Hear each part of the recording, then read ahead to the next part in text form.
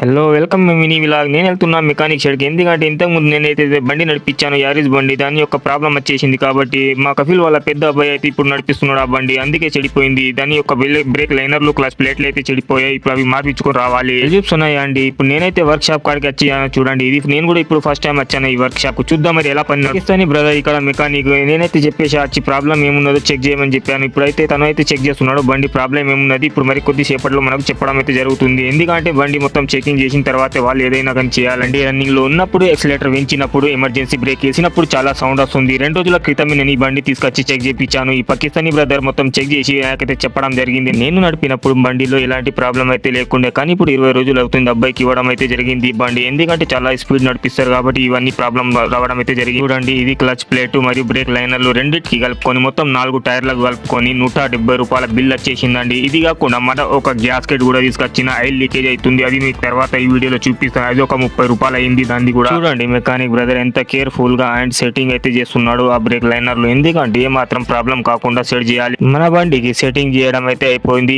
టైర్లు ఎక్కించిన తర్వాత చూడండి, మనం అయితే ఇప్పుడు ఈ గ్యాస్ కి టైర్ చేంజ్ ఎక్కడి నుంచి అయితే లీకేజ్ ఉందో ఆ లీకేజ్ కూడా దాన్ని కంప్లీట్ చేయాలి. దాని తర్వాత ఈ కుర్చీలో ఏదైతే సౌండ్ వస్తుంది ఇప్పుడు దీనికి అడ్జస్టబుల్ చేస్తున్నాడు. మనం తీసుకొచ్చిన బండిలో ప్రాబ్లం ఏదైతే ఉందో మొత్తం కంప్లీట్ గా వర్క్ అయితే అయిపోయింది. ఇప్పుడు నేను బయలుదేరా రూమ్ కు. వీడియో నచ్చితే లైక్ చేయండి, ఛానల్ సబ్స్క్రైబ్ చేయండి. Okay bye.